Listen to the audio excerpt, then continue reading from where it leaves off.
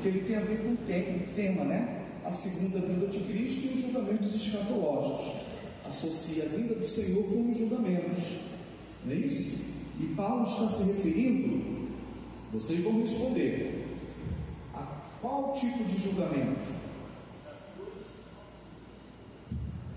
No versículo: coroa da justiça, é dos crentes. O julgamento é esse, irmãos.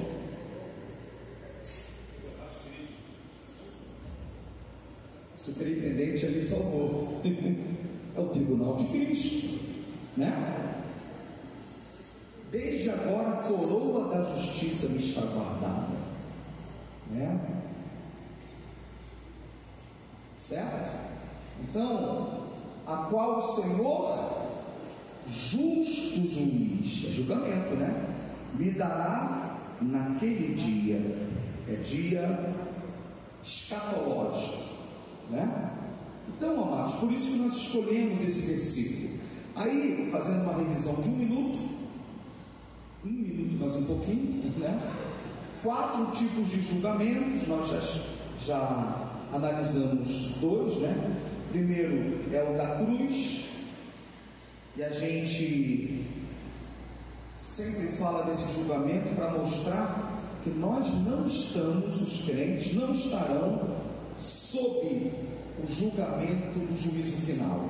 Nós não estaremos sendo julgados no juízo final, porque os nossos pecados já foram julgados na cruz, e lá nós fomos absolvidos. Amém?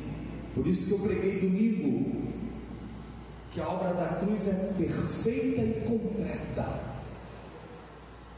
é perfeita e completa. Por isso que lá em Hebreus está escrito que Cristo pode salvar perfeitamente. Deus pode salvar perfeitamente os que por Ele, ou seja, por Jesus, se chegam a Deus, né? Então a salvação é plena, perfeita, completa. Isso que regeneração é ato, é nascer de novo.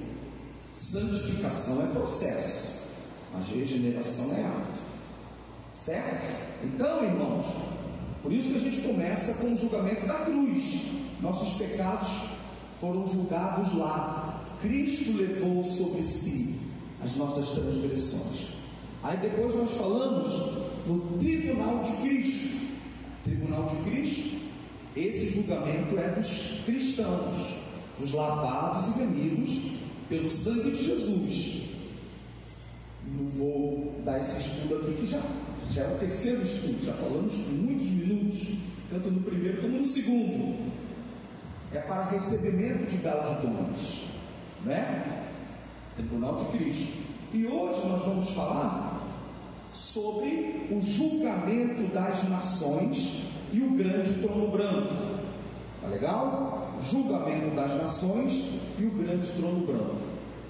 É importante que a gente tenha uma noção cronológica da vida de Cristo. E é claro, eu estou falando dentro do aspecto, glória a Deus, aleluia. Quantos irmãos tiverem amor? Eu sei que tem, mas um amor ainda maior a mim sempre deu um bom retorno.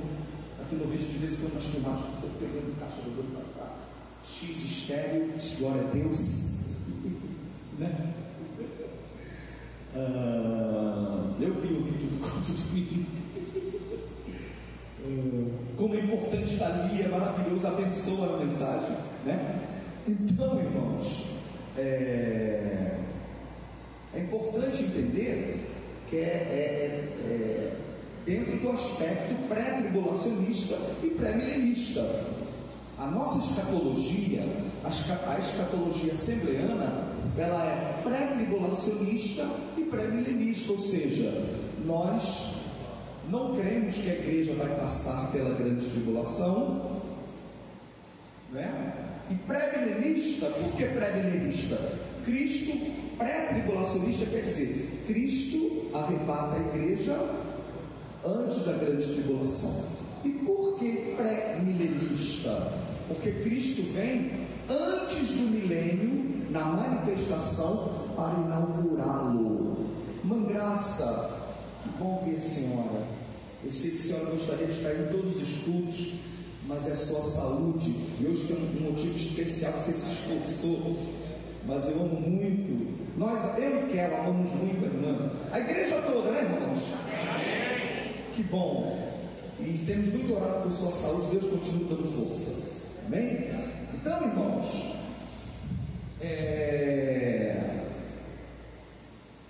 o julgamento das nações que nós vamos ver aqui é sob o aspecto pré-tribulacionista e pré-milenista. Tá? Quem tem uma linha escatológica pós-tribulacionista, e normalmente, não todos, o pós-tribulacionista é amilenista. E o que significa amilenista? Não crer no milênio literal aqui na terra, que o reino do milênio vai ser aqui na terra. Crer que o milênio já é o evangelho, o reino está aqui, né? Então, Jesus não vai voltar para inaugurar milênio. O milênio já é hoje, é o evangelho. Então, quem crê, e são nossos irmãos, vão precisar conosco. Não pensa ser heresia, é ponto de vista. Senão você vai chamar Rochechete de herege, né? Chamar Hernandes Dias Lopes, tem coragem disso? Eu não tenho. Hernandes Dias Lopes, tantos homens de Deus, são pontos de vista escatológicos. Nós cremos que estamos corretos, eles creem que eles estão corretos, certo? É importante colocar isso aqui. E repito, são pontos de vista. Eu jamais tenho coragem de dizer que o Rochechete é herege, Hernandes Dias Lopes é herege. São interpretações escatológicas. Eu creio que a de Antônio Gilberto, a de Gisele Gomes, né? A de Laurence Olson, a assembleana, nós cremos que está correta. Nós não estamos nos preparando para a grande tribulação, nós estamos nos preparando para o arrebatamento. E nós cremos que o milênio vai acontecer e será literal. Cristo vem para inaugurar. Por que eu estou falando isso? Porque o julgamento das nações, sob o ponto de vista amilenista e pós-tribulacionista, a maioria das igrejas tradicionais, maioria, não todos, né, são amilenistas e são pós-tribulacionistas, né? A maioria. E a maioria das igrejas pentecostais são pré-tribulacionistas e pré-milenistas, entenderam? Então, irmãos, claro, tem muito pastor batista que é pré-milenista, pré-tribulacionista, né? A Assembleia de Deus, em tese, sua teologia ela é definida, ela é toda pré-tribulacionista, pré-milenista. Pode ter ali pontualmente um teólogo que seja pós, mas ele está pontual. Com todo o carinho, está com defeito de fabricação. Né? Porque a teologia assembleana, não é isso? Ela é toda pré-milenista, ela é toda pré-tribulacionista. Então, se aparecer um camarada que está com defeito de fabricação, né? Mas os nossos irmãos, que são irmãos amados, irmãos muito amados, batistas, tem irmãos pré, tem irmãos meso, tem irmãos pós. Tem as três linhas, tá certo? Então, como é que encara o julgamento das nações? Quem é pós-tribulacionista e amilenista encara que o julgamento das nações é igual ao juízo final. E muitos deles acham que tribunal de Cristo, julgamento das nações e juízo final vão acontecer no mesmo momento. Cristo vem numa única vez, e quando ele vier numa única vez, ali vai ser tudo: arrebatamento, manifestação, tribunal de Cristo, julgamento das nações, juízo final. Ele vem e resolve logo tudo. Entendeu? Quem está certo? Nós acreditamos que somos nós, certo? Agora, tem resposta para tudo? Não. Por isso que tem tanta linha. Ali, agora eu vou dizer com humildade, não adianta ficar soberba. A linha pré-tribulacionista e pré-milenista tem resposta para tudo? Não. Como eles também não têm. Ninguém tem resposta para tudo. É um mistério que só vai ser plenamente compreendido quando acontecer. Agora, vamos deixar de pregar sobre a vida de Cristo por causa disso? É claro que não. E quem disser, o teólogo que for assembleano, que disser que nós temos todas as respostas, está no mínimo equivocado, que nós não temos todas as respostas. Não dá para interpretar tudo. Tem texto que ainda tem interrogação. Antônio Gilberto falava assim. Tem textos que são de difíceis interpretações, que só vamos entender lá. Não é, irmãos? Só vamos compreender lá. Então ninguém tem todas as respostas. Muito menos eu. Não estou preocupado com isso. Mas pelo menos o meu propósito em trazer esse estudo é fazer com que a DCM tenha pelo menos em mente. E quando eu falo DCM, são nossos adolescentes, são nossos jovens, são nossas irmãs, são nossos irmãos. Entenda, até para cultuar, para fazer qualquer trabalho na igreja, a diferença de tribunal de Cristo para julgamento, para juízo final, até para não misturar. E eu, como pastor, tenho essa responsabilidade, amém? Aí, se fizer, não vai ser por falta de orientação, de ensino, certo? Por isso que o pastor tanto pede para virem a culto de ensino. Por isso que líder de jovens e adolescentes tem que me ajudar tanto para trazer essa garotada para culto de ensino da sua igreja. As irmãs trazerem as irmãs, os varões trazerem os varões. Mas nós temos que ter em mente, por exemplo, a questão cronológica. Por exemplo, abra a tua Bíblia em Mateus 24. Mateus 24.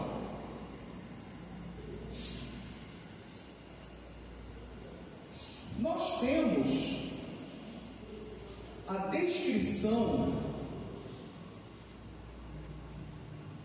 principalmente na metade do capítulo 24, da grande tribulação, principalmente a partir do versículo 15, quando pois virdes estar no lugar santo, a abominação da desolação predita pelo profeta Daniel.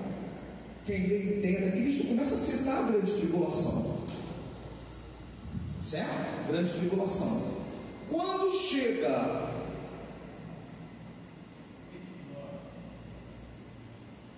(29) em diante, aí passa para a manifestação em glória. É isso aí, Bastião. Não é verdade? Entendeu a ordem cronológica? Primeiro o que? Grande tribulação, não é isso? Depois a manifestação em glória. Logo depois da tribulação daqueles dias escurecerá o sol e a lua não dará sua luz. Então aparecerá no céu o que? O sinal do Filho do Homem, e todas as tribos da terra se lamentarão e verão ver o Filho do Homem sobre as nuvens do céu com poder e grande. Então você vê na metade da grande tribulação a descrição da grande tribulação, depois tem a descrição da manifestação, e depois da manifestação você tem a descrição do julgamento das nações, do capítulo 25 a partir do 31. Entendeu? É descrição cronológica. Mateus 24, principalmente da metade, a descrição da grande tribulação. Mateus 24, a partir do 29, a descrição do sinal, a manifestação em glória. E depois no capítulo 25, a partir do versículo 31, o julgamento das nações. Ou seja, primeiro tem a descrição da manifestação em glória, depois o julgamento das nações. Entenderam? Então nós não colocamos nesse pacote tribunal de Cristo, o julgamento das nações e o juízo final. Não colocamos. Entenderam? Quer ver parecido? Apocalipse 19, abra lá. Apocalipse, isso aí eu estou falando, é importante estar presente, porque não está no PDF aí para vocês, isso que eu estou falando, tá legal? Não está. Apocalipse 19, nós temos, olha que tremendo,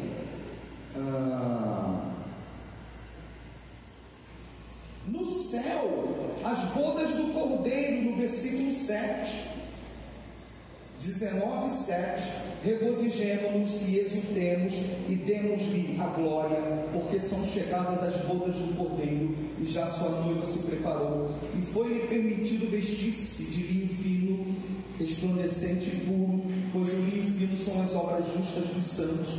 Bem-aventurados os que são chamados as bodas do Cordeiro. Apocalipse 19, do 7 a 9, a igreja está no céu nas bodas do Cordeiro, amém? Quando chega no 21, aí Cristo se manifesta e viu o céu aberto, e eis um cavalo branco, e o que estava montado nele chama-se Fiel e Verdadeiro, julga e peleja com justiça. Tem teólogo que confunde o cavaleiro de Apocalipse 6 com o capítulo 19.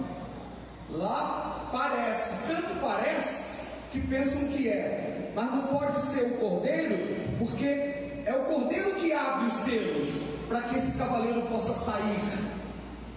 O do cavalo branco lá dos selos só sai porque o cordeiro permite. Então ali não é o cordeiro. O cordeiro aí está claramente decifrado, chama-se Fiel e Verdadeiro, está decifrado ali. Os seus olhos eram como chama de fogo, sobre sua cabeça havia muitos diademas, e tinha um nome escrito que ninguém sabia, senão ele mesmo. Estava vestido de um manto salpicado de sangue, e o nome pelo qual se chama é o Verbo de Deus. Para não deixar dúvida, aí é Jesus. Do 7 ao 9, ele está nas bodas com a noiva, mas no 11 ele volta, o céu está aberto. E seguiram-no os exércitos que estão nos céus, em cavalos brancos, vestidos de linho fino, branco e puro. Aí, os teólogos pós-tribulacionistas, que acham que a igreja ainda vai estar na terra, e Jesus está voltando para arrebatá-la, eles acham que esses que estão de vestido linho fino são os anjos, mas o próprio capítulo 19 diz quem são esses que estão de vestido linho, de linho fino. Veja, Apocalipse 19, versículo 8: e foi-lhe permitido vestir-se de linho fino, resplandecente e puro. Está se referindo à igreja. Vocês estão entendendo o que eu estou falando? Estão ligados? Tem doutor em teologia que prega diferente. Apocalipse 19, 7: regozijemo-nos, exultemo-nos, demo-nos a glória, porque são chegadas as bodas do Cordeiro, e já sua noiva se preparou. E foi-lhe permitido a quem? A noiva. Estão entendendo?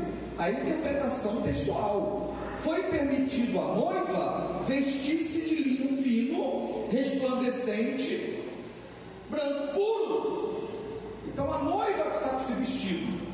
Quando chega no 11, o cordeiro se manifesta, e segue o cordeiro exércitos do céu em cavalos brancos, vestido de linho fino, branco e puro. É a igreja voltando. É a igreja voltando como Jesus. Não vai dar glória não, irmão?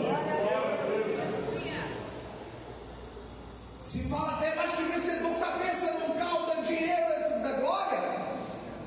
Estou falando da igreja voltando com Jesus. Na manifestação em glória, né? Quem deseja esse dia? Aí depois disso tem o milênio, capítulo 20. Jesus dá ordem para o anjo prender o diabo. Aí para você ver que não é aí que potencial, Jesus é infinitamente mais poderoso que o diabo. Ele só vai mandar um anjo, prende lá, prende o diabo. O diabo vai ficar preso por 1000 anos. Aí vai ser instaurado na terra o milênio. O que eu estou dizendo? A sequência de acontecimentos grande tribulação. Na terra, grande tribulação. No céu, tribunal de Cristo e bodas do Cordeiro. A gente acabou de ler. Depois das bodas do Cordeiro, final da grande tribulação, manifestação de Cristo em glória. Segue o Cordeiro, além dos anjos, a igreja, vestida de linho fino, branco e resplandecente. Porque o linho fino são as obras justas dos santos. É a igreja que vai voltar com ele. Julgamento das... Depois que voltar, vai acontecer a batalha do Armagedon, no final da grande tribulação. E depois da batalha do Armagedon, o julgamento das nações, que é para decidir quais nações vão entrar e quais nações não vão entrar no milênio. Então, o julgamento das nações, esse julgamento está nesse contexto. A igreja diz amém? Amém. Então, irmãos, abra a tua Bíblia em Mateus, capítulo 25, a partir do 31.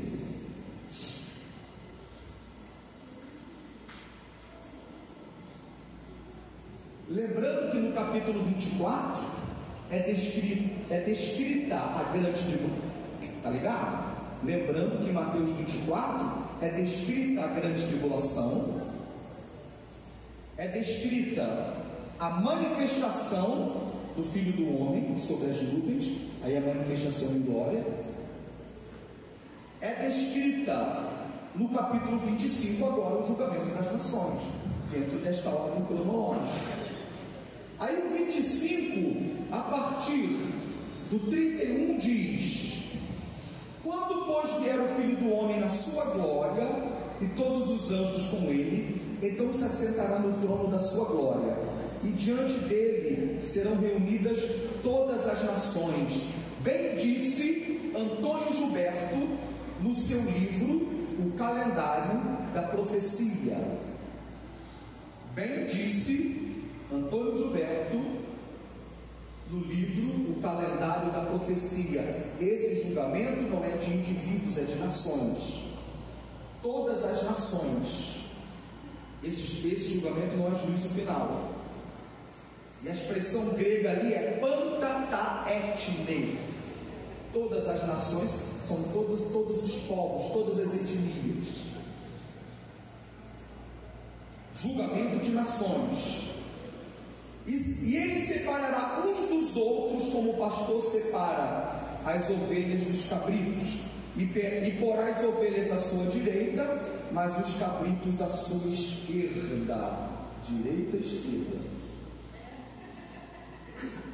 Então dirá o rei aos que tiverem à sua direita: vinde, benditos de meu Pai, possuí por herança o reino que vos está preparado desde a fundação do... Abra um parênteses, eu li semana passada, bem disse Antônio Gilberto, de novo, no seu livro Calendário da Profecia, é o reino preparado desde a fundação do mundo. Não é eternidade, é do mundo, é para o reino milenial, certo? Porque tive fome, me deste de comer, tive sede, me deste de beber, era forasteiro, me acolheste, estava nu e me vestiste, adoeci, me visitaste, estive na prisão e foste ver-me. Então dirão os justos e lhe perguntarão: Senhor, quando te vimos com fome, te demos de comer, com sede, te demos de beber, quando te vimos forasteiro, te acolhemos, ou nu e te vestimos, quando te vimos enfermo ou na prisão e fomos visitar-te. E responderá o rei, repita comigo: rei, aquele que vai reinar no milênio: em verdade vos digo que sempre que o fizeste a um destes, a tradução melhor é meus irmãos os mais pequeninos. Tem a palavra adelfos ali, são irmãos de Jesus, são parentes de Jesus. Sempre que fizeste aos meus irmãos adelfos, dentre os mais pequeninos, a palavra pequeninos aí pode sim ser interpretado aqueles que fazem bem, filantropia, né? A teologia progressista gosta muito de usar essa expressão, é o que faz bem, obra social às crianças. Sim, você pode simbolicamente, afetuosamente até, parafrasear, mas o texto ipsilíteres não é isso não. Quando vocês beneficiaram os meus parentes, os meus adelfos, os meus irmãos, mesmo os mais pequeninos, assim, o contexto aí não é só pequeninos, é pequeninos os menos favorecidos, os mais humildes, fizestes a mim, certo? Então, irmãos, o contexto aqui serão julgados, os povos, as nações serão julgadas como trataram os irmãos de Jesus, os israelitas, durante o período da grande tribulação, que é citada no capítulo anterior. Lembra que no capítulo anterior é a grande tribulação, 24. Como eles trataram os irmãos de Jesus, mesmo os mais humildes, os mais pequeninos, os que foram maldosos, que perseguiram, serão lançados no fogo do inferno. E os que foram benevolentes entrarão no reino milenial. Alguns já terão um peso de vida eterna. Aí eu falo, nenhuma linha tem toda interpretação. Por exemplo, quando você chega lá em Apocalipse, o diabo é lançado no lago de fogo antes do milênio. Eu não tenho tempo para ler, mas acredito que eu vou para a ceia agora. Lê em casa. Quando Cristo se manifesta em Apocalipse 19, a batalha do Armagedon, ele pega lá e inaugura o lago de fogo e enxofre. Quem vai inaugurar o lago de fogo e enxofre, que tinha de inauguração? Não, nem é o diabo, perdão, é a besta do falso profeta, perdão. É na manifestação de glória, a batalha do Armagedon. Ele lança lá, quem vai inaugurar é a besta do falso profeta. Inaugura. O diabo vai ser preso, detido por 1000 anos. Ainda não será julgado no lago de fogo, ainda não será lançado no lago de fogo. Não é isso? Vai estar preso. Quando acabar o milênio, diz Apocalipse, o Senhor vai permitir que o diabo seja solto por um período pequeno de tempo e voltará a enganar as nações. 1000 anos de reino de paz, basta soltar o diabo e vai enganar de novo os povos, para mostrar como o coração da humanidade é ruim, né? Depois que acontecer isso, aí sim o Senhor vai pegar o diabo, vai lançar no inferno. Diz a Bíblia, onde estão a besta e o falso profeta? Ou seja, a besta e o falso, pode acreditar, está tudo isso no texto. A besta e o falso profeta já terão sido lançados antes do milênio, ficaram lá no milênio. Depois do milênio, o Senhor vai lançar o diabo, vai lançar o Hades, o Geena, que é o estado intermediário dos mortos que ele dá tempo hoje, vai lançar lá, e vai lançar a morte lá, e todo aquele, isso é o juízo final, tá certo? Bom, então, irmãos, os que aqui forem condenados serão lançados também no inferno. Tá legal? Então o julgamento das nações tem esse propósito. Abra a tua Bíblia comigo em Joel, capítulo 3, do Antigo Testamento. Joel, capítulo 3. Achou Joel? É depois de Oséias, antes de Amós. Joel, capítulo 3. Quem achou Joel diz amém? Amém. A gente espera mais um pouquinho. Quem está no Antigo Testamento diz amém? Joel capítulo 3. Eu vou ler, tá, irmãos?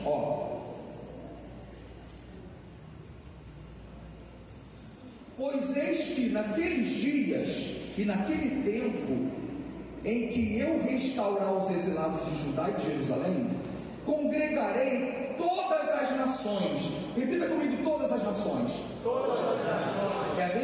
é a mesma expressão de Mateus 24. Eu ajuntarei todas as nações. Pantataetna na Septuaginta, né? E as farei descer ao vale de Josafá, e ali com elas entrarei em juízo. Por causa de quem? Não, está no texto. Por causa de quem? Isso é Antigo ou Novo Testamento? E quem é o povo de Deus que ele está falando aí? Não, Antigo Testamento. Israel. Por causa do meu povo. Ele fala: em que eu restaurar Judá e Jerusalém. Certo? Por causa do meu povo, Israel. E da minha herança, Israel. O versículo está dizendo: e da minha herança, Israel, a quem elas espalharam por entre as nações, repartiram a minha terra. Agora vamos para o versículo 9, por favor, do 9 ao 15. Proclamai isso entre as nações, preparai a guerra, suscitai os valentes, cheguem-se todos os homens de guerra, subam eles todos, forjai a espada das reias, os vossos arados e lanças, as vossas podadeiras. Diz o fraco: eu sou forte, apressai-vos e vinde, todos os povos em redor, e ajuntai-vos para ali, ó Senhor, faze descer os teus valentes, suscitem-se as nações, e subam mais uma vez ao vale de Josafá ou Jeosafá, pois ali me assentarei para julgar todas as nações. É julgamento das nações, julgar todas as nações. Onde eu parei?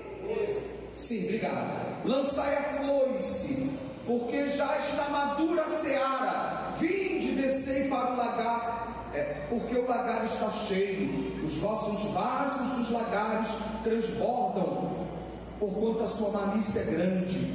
Multidões, multidões no vale da decisão. Ó, vale de Josafá, vale da decisão. Onde vai acontecer o julgamento das nações? Vale de Josafá, vale da decisão. Onde vai acontecer o julgamento das nações? Vale de Josafá, vale da decisão. Onde vai acontecer o julgamento das nações? Vale de Josafá, vale da decisão. Poxa, falei 3 vezes, porque isso é gente, né? Onde vai acontecer o julgamento das nações? Vale de Josafá, vale da decisão. Onde é? Mesmo teórico sabe o certo. Uns acham que é no mesmo lugar do vale do Megiddo. Até porque o vale do Megiddo é o lugar da batalha do Armagedon. Armagedon, Megiddo, né? É o vale do Megiddo. E Jesus vai se manifestar. Vai acontecer no vale do Megiddo a batalha do Armagedon. E logo depois vai acontecer o julgamento das nações no vale de Josafá, que é o vale da decisão. Certo? Amém, amados? Amém. Multidões, multidões no vale da decisão, porque o dia do Senhor Remeracúrios está perto lá do vale da decisão. Glória a Deus, irmãos. O sol e a lua escureceram. Lembra de Mateus 24?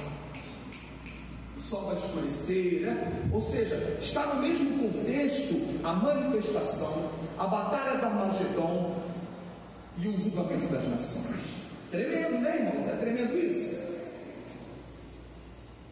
Então esse é o contexto. Esse é o contexto. Liga aí, liga no mistério que nós vamos cear. Se você puder anotar e quiser anotar, isso não está nesse PDF aí. Batalha do Armagedon, vale do Megiddo, julgamento das nações, vale de Josafá. Vou repetir: batalha do Armagedon, vale do Megiddo, julgamento das nações, vale de Josafá. Vou repetir: batalha do Armagedon, vale do Megiddo, julgamento das nações, vale de Josafá. Batalha do Armagedon, vale do Megiddo, julgamento das nações, vale de Josafá. Meu Deus, 3 de tudo. Olha só. Batalha do Armagedon, Apocalipse 16, 13 a 16. Lá está escrito, né? Apocalipse 16, 13 a 16. Julgamento das nações, Vale de Josafá, Joel 3, 2 e 14. Tá bom, irmãos? Então o julgamento das nações vai acontecer quando? Depois da manifestação em glória, na batalha do Armagedon. E o que vai acontecer na batalha do Armagedon? Jesus vai pegar a besta, o falso profeta, vai inaugurar o Geena, o inferno final. Vai pegar o diabo e vai prender por 1000 anos. E vai efetuar o julgamento das nações. E vai julgar como elas trataram seus irmãos adelfos judeus durante o período da grande tribulação. Se engana quem pensa que Deus esqueceu Laurinho, que se genética. Se engana quem pensa que Deus esqueceu a aliança que fez com Abraão, com Isaac, com Jacó, com Israel, com Davi. Abençoarei os que te abençoarem, amaldiçoarei os que te amaldiçoarem. Quem acha, seja doutor, pós-doutor em teologia, que Deus abandonou Israel, leia com carinho Romanos, do capítulo 9 ao capítulo 11.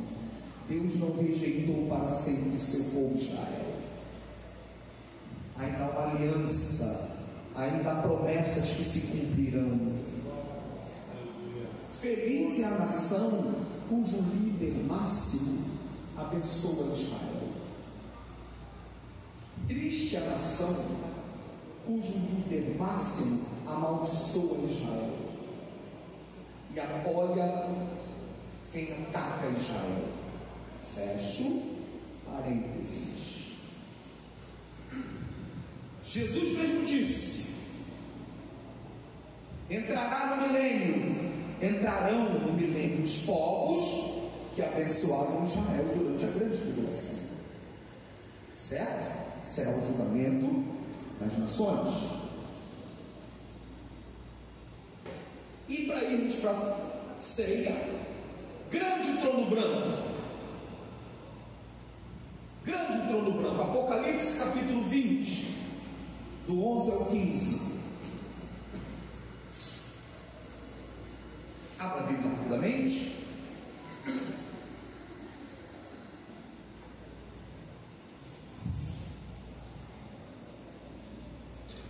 E vi um grande trono branco, e o que estava assentado sobre ele, de cuja presença fugiram a terra, o céu, e não foi achado lugar para eles. E vi os mortos, grandes e pequenos, em pé diante do trono, e abriram-se os livros, e abriu-se outro livro, que é o da vida, e os mortos foram julgados pelas coisas que estavam escritas nos livros, segundo as suas obras. O mar entregou os mortos que neles havia, e a morte e o Hades entregaram os mortos que havia neles. Foram julgados cada um segundo as suas obras. E a morte e o Hades foram lançados no lago de fogo. Esta é a segunda morte, o lago de fogo. E todo aquele que não foi achado escrito no livro da vida foi lançado no lago de fogo. Deixa eu falar uma coisa. Eu não combinei de falar isso aqui, porque eu quis. Aliás, por mim o estudo teria terminado no primeiro estudo. Aprove a Deus que acabou sendo dividido em 3 partes. E a terceira é hoje. É a parte mais difícil de todo pregador ensinar. Segundo, é a parte que muitos teólogos nem querem mais ler. Terceiro, é a parte que todo mundo que gosta do Evangelho quer legal, isso então legal. Até hino de sapato de fogo que fala, eu estava comentando conversando hoje com a minha esposa, até a turma hoje gosta. Os hinos são maneiros, os hinos são legais. E não é só o estilo gospel, tipo Thales Roberto. Também hoje a turma está gostando do Varão de Guerra, né? Eu lembrei para guerrear, né? Divisa de Fogo, eles gostam. Gostam ou não gostam? Amém. Mas a mesma Bíblia que diz, e olha que eu sou defensor de pregar graça e amor, e sou defensor mesmo, mas a mesma Bíblia diz que vai haver um julgamento chamado juízo final, e esse julgamento não é simbólico, como alguns doutores em teologia estão querendo interpretar. É um julgamento literal. E é tão literal, que quando esse trono estiver estabelecido diante dos povos, diz a Bíblia, e o que estava sentado sobre ele. Deixa eu falar uma coisa aqui. Quem lembra da pregação de domingo? O Senhor está sentado nele, e à destra desse trono, Jesus. E quem estará com Jesus no trono? É nós. O erro foi proposital. É nós. Ao que vencer, lembra do que eu botei aqui? Dar-lhe-ei que se assente comigo no meu trono, assim como eu venci e me assentei com meu Pai no seu trono. Por isso que igreja não será julgada no juízo final. Nesse julgamento que eu estou lendo, a igreja não estará sendo julgada, ela estará julgando. Por quê? Porque nos 4 tipos de julgamento, eu já falei que a igreja foi julgada no primeiro. A igreja foi julgada no julgamento da cruz. Todo pecador, por pior pecado que tenha cometido, que chegar aos pés da cruz, arrepender-se dos seus pecados e confessar a Jesus como Senhor e Salvador da sua vida, e pedir para ser lavado pelo sangue do Cordeiro, é perdoado, é salvo, é liberto, e os seus pecados ficam na cruz. Quando passa dali, passa absolvido. A igreja não está mais sob condenação, ou sob condenação, porque foi lavada pelo sangue de Jesus. Amém, igreja? Os julgamentos da igreja é o da cruz e o tribunal de Cristo para receber galardão. Julgamento das nações, volta com ele, julga com ele. Juízo final, está com ele. Esse julgamento aqui, os mortos serão ressuscitados, é a segunda ressurreição. Porque em Apocalipse, antes leia e acredite, está escrito na ressurreição, os remanescentes do final da grande tribulação, diz: bem-aventurado aqueles que fazem parte da primeira ressurreição. Sobre eles não tem poder a segunda morte. A primeira ressurreição começa. A primeira ressurreição já começou. Porque ela já começou? Porque a primícia dos que dormem já ressuscitou. Ei, a primeira ressurreição não vai começar não, ela já começou, porque Cristo ressuscitou. Depois tem a colheita geral, é comparado à plantação. A colheita geral será o arrebatamento da igreja. Os rabiscos da colheita no final da grande tribulação. Período depois, é muito profundo isso escatologicamente. Esta é a primeira ressurreição, quer dizer, antes da segunda ressurreição, é a primeira que engloba isso tudo. Quem não for arrebatado na primeira ressurreição, vai ressuscitar no juízo final. Aí, queridão, é para juízo. Tinha um hino no sentido carinhoso, bonito, da antiga guarda, eu lembro, coral cantando, e muitos desses irmãos já partiram, né, pastor Hélio? Muitos deles já partiram. Quem lembra desse hino? Poucos vão lembrar. Eu me levantarei, eu me levantarei. Quem lembra? Eu me levantarei na primeira ressurreição. Eu cresci lembrando disso. Muitos já foram. E vai acontecer, eles vão levantar na primeira ressurreição. Vão ressuscitar na primeira ressurreição. Né, maestro? Lembra que o senhor falou? Com certeza, né? O senhor cantava, né, chefe? É verdade. Eu me levantarei, né? Eu me levantarei. Meu irmão, primeira ressurreição é só para a igreja, só para salvo. Agora, quem partiu sem Jesus, sem certeza de vida eterna, sem ser lavado no sangue do Cordeiro, só vai levantar na segunda ressurreição.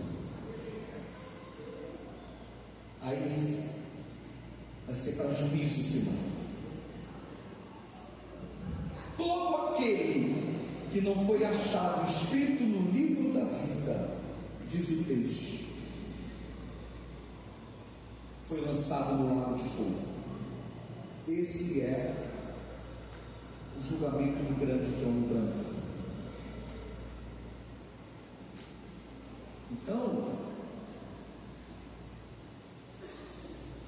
a sociedade, eu digo, muitos crentes vivem como se não fosse existir o juízo final. Eu não sei se todos que estão sentados aqui estão dizendo: tem mensagem? Não, eu estou seguindo uma sequência, é só isso. Mas as pessoas hoje vivem como se não fosse existir o juízo final. Eu, Cláudio, tenho que viver de tal maneira como se Cristo viesse ou voltasse, né? Agora, eu tenho que viver de tal maneira como se Cristo fosse voltar, não é amanhã, é agora. Aquilo que eu falo, conta 5 segundos. Imagine se Cristo viesse arrebatar a igreja daqui a 5 segundos.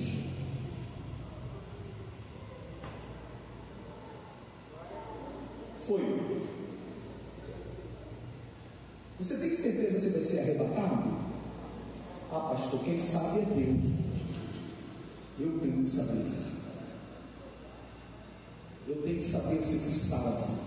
Paulo sabia, não sabia? Os discípulos sabiam? Eu sei quem tem crido, disse Paulo. Quem é lavado pelo sangue de Jesus tem certeza. É aquilo que pergunto, né? Para mim, o que eu ouço sempre dos mais antigos: como eu sei se eu estou salvo ou não? Como eu sei se eu aceitei Jesus? Eu respondo: quem foi sabe. Quem foi lavado sabe.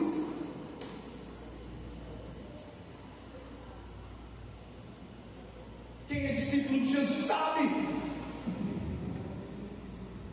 E tem que saber. Não estou dizendo que é perfeito. Nós vamos crescendo em graça. Mas o crente tem que saber se foi lavado pelo sangue de Jesus. Por isso que eu amo quando o maestro escolhe o hino que está na nossa harpa cristã. Já sei, comprado com sangue eu sou. O crente tem que saber isso. Já sei.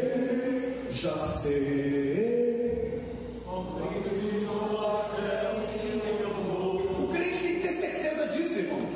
É que eu falo: Cláudio César, estado civil, casado, estado espiritual, salvo. Pelos meus méritos? Claro que não. Meus pecados foram muitos. Que tem sobre mim a misericórdia e a graça de Jesus Cristo, o sangue que me purifica de todo o pecado. Deus abençoe as nossas vidas. Deus abençoe a sua igreja. e cada julgamento desse possa ficar bem guardado nos nossos corações. Valeu esse estudo? Amém. Julgamento da cruz, tribunal de Cristo, julgamento das nações e grande trono branco. Fiquemos de pé em nome de Jesus. Se quiser encerrar, amado, fique à vontade.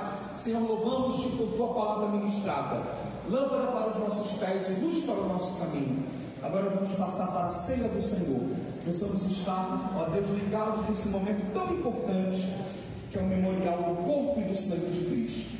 Oramos em nome de Jesus. Amém. Amém.